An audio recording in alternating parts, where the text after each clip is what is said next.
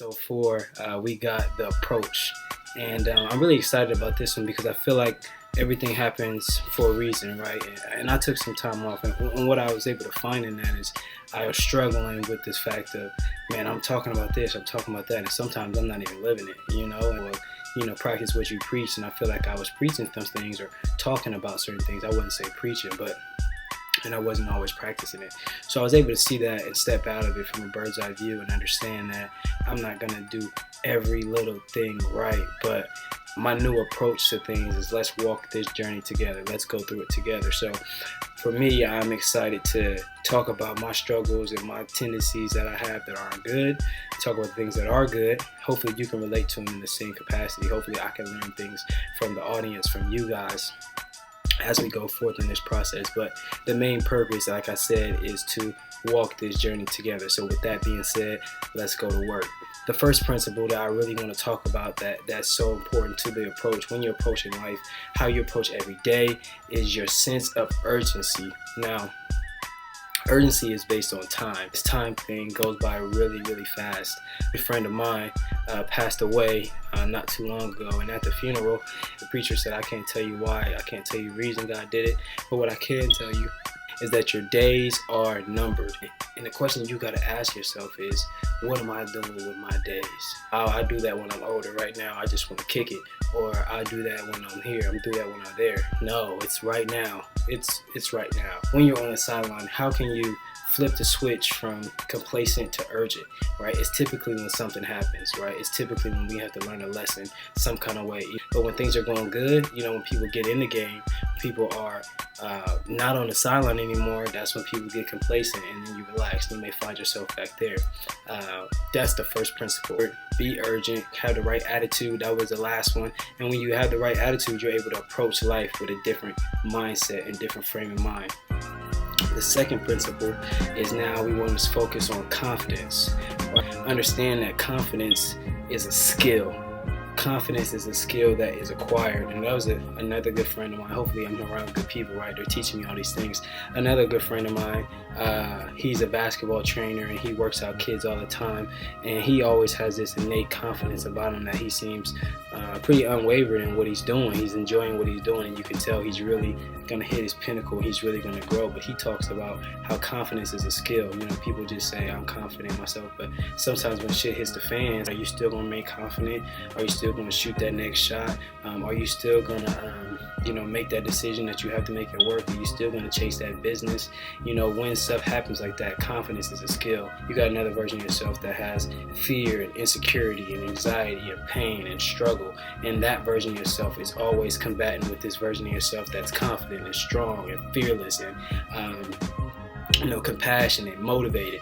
These two versions of ourselves go back and forth. A guy named Luis Garcia, he was a great example of what confidence is. Confidence is a skill. The only thing I ain't ever seen him confident in is a left-hand layup. Usually he's going over to the right. Louis Lou, it's your boy, Louis Lou. But if anybody knows him, they know he was confident. Lou used to say, fake confidence don't get no buckets. Oh, but but ball, he's shooting. He's ready to shoot because he's confident. He gonna make it. Every time he's confident, he's ready. He's gonna make the next shot. He's gonna make the next shot. And he channeled that energy that he had for the basketball, and now he's taking it to this whole nother level with a business that's booming. And you can see how confidence exudes from him, the people he's working with, and now he's on a level that nobody ever could have predicted because he's harnessed that skill of confidence, not in an arrogant way, but in a way that shows the law of attraction working for you, right? You're happy with who you are, you're confident in who you are, and you're being you. And because of that, the law of attraction is going to work right back. Confidence comes from preparation in your skills and in your craft and really working on it.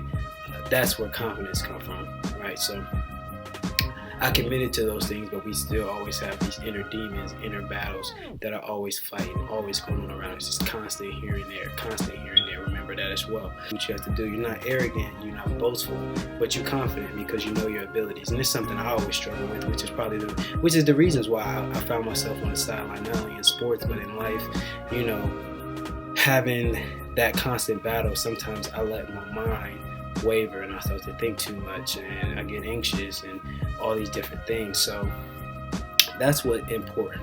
Principle number 2, be confident Have that confidence. Let that ream from your spirit. The third principle, probably the hardest one, really tough, is self-discipline.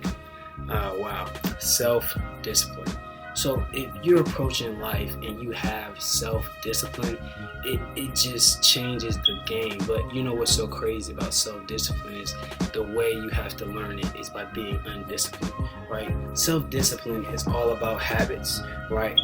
Life is all about habits, because if you're able to be disciplined enough to create good habits and not let your bad habits outweigh them, then that's going to put you in a much better spot, closer and closer to what you're aiming for. Because no matter what we do, our attention goes somewhere. It's either for something good or something bad. Self-discipline is key when you're approaching life, when you're approaching a tough situation, when you're trying to get off the sideline, get in the game. And the funny thing about self-discipline is the little things. It's the little minute details of the big vision that creates it makes the whole thing work. You know, all these little things make the big things happen. If you're not able to touch the line, if you come up short all the time, if you start too early, that's an example I used to do. We used to have sprints all the time, and used to get into a habit of knowing, I know when he's about to call this, let me time it up so I can give me a nice little start. When the game started, I didn't get the head start. You know, when I had to guard a good offensive player, they didn't give me a head start. They didn't give me any easy routes, right? So how am I going to give that to myself, right? That goes back to the constant battle of yourself. You know, my bad side maybe one. All those times I added up, not necessarily starting on time, they added up to maybe my demise. They added up to maybe me not reaching my full potential of what I could have been because I wasn't disciplined enough. And I consider myself to be disciplined. I work hard, you know, but there's always something that you can do and never get comfortable. But having self-discipline is great. The last piece that's very important is heart. Now, there's a lot of things that you can do with your time. It all goes back to time, right? Every single day, grind. That is the sense of urgency I'm talking about. But it's very hard to have urgency and have confidence and have self-discipline for something you don't believe in here, right? Like, everybody has these dreams. I hope you do. If you don't, go get one. Get your dreams, write them down, think about them hard, write them down every day. A lot of people don't know if they want to go through the process to get there. The objective is to get to a certain point, and I see there's a whole bunch of obstacles in my way. The question that you need to ask yourself is, am I willing to run through a wall to get there? Am I willing to go low, then have to go high? You know, am I willing to handle am I able to roll with the punches to get where I want to go? Or am I going to lay down? And you can only do that if you have it hard, if you have the passion and the belief for something in here. It's not just up here. We think a lot of stuff flows right back out. But it has to transfer in your mind from here down to here, right? When you have it in here, there's nothing that's going to stop you. There's nothing that's going to stop you, right? You may have bumps in the road and bruises on your way, but when you have the heart, when you have the determination, when you truly love something that you're doing, well, that is what it ultimately comes down to. That's the approach you gotta have. You have to find whatever it is for you in your personal life that's gonna make you get up in the morning, right? Whatever it may be, if you don't have the passion for it, then everything that you're doing is a waste of time. You may learn things from it. It may be a stepping stone, but that's not gonna fulfill you. I've talked about it in the past, you know, you're gonna fill yourself up and then you're gonna have to fill it right back up because it's not adding value to your life. Like, you gotta restart it again all the time. I gotta go to work on Monday. Like those type of people, right?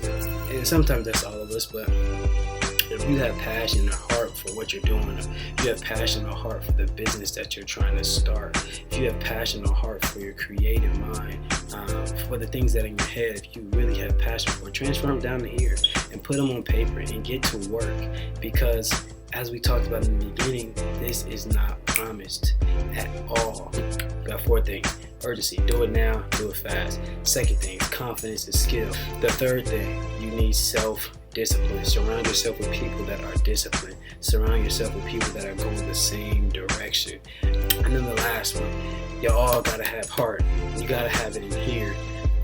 that intrinsic motivation is what's going to carry you on and on through the obstacle. I'm glad to be back. I'm glad to be sharing my truth again, sharing about experiences and things that I've learned. And I look forward to continue to press on, to continue to keep going. The next video we have is the game. You know what I'm saying? We've been on the sideline. We know the story. We know the attitude. Now we know the approach. Now it's time to get in the game, baby. Yeah, it's time to go put up the shots, take the confidence, put it to use, take the self-discipline, run all the way to the end of the line. And you know what? Do it fast, do it now, be urgent. It's your boy, Young Mogul, Mel Schuler. Man, I'm happy. I'm glad to be back.